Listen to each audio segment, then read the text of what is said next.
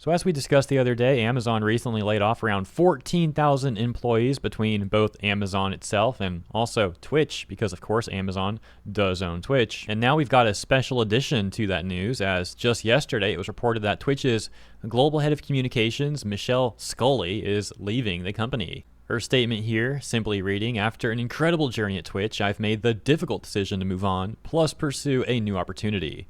Leaving is bittersweet.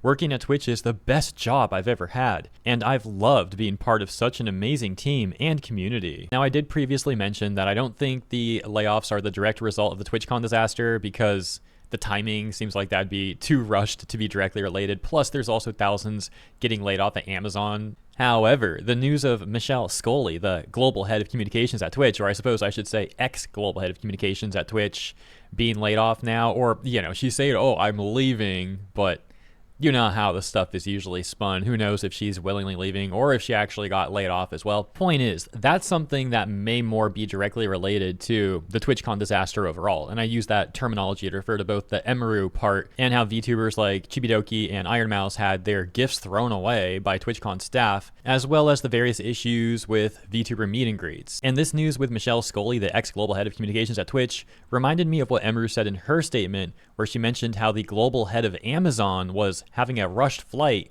flying all the way out to TwitchCon to investigate what happened. There's definitely multiple people that their failure allowed this to happen. Multiple people, for sure. I don't have any doubt about that, especially because of the fact that they flew out the global head of Amazon to talk to my manager and my security guard today. So yeah, it's very interesting. The failure of multiple people that allowed all of this to happen. I do wonder if one of those people could be Michelle Scully. And obviously this is just speculation. I don't want to come off like I'm reaching really hard here, but I do think it's a possibility. So yeah, let me know what you think. And obviously, like, the most telling one would be Dan Clancy. If he suddenly was like, "Oh, I'm stepping down, guys. I've decided to move on." Yeah, everyone would be like, X to doubt. You got freaking fired, bro. But, we're not at that stage just yet. Anyways, I just saw that in the news, and I thought this was an interesting follow-up to the layoff news from last week. So let me know what you think in the comments, and I hope you enjoyed the brief video. Now I'm going to take a look at EU5, and yeah, I hope you guys have a great rest of your day. I'll see you in the next one.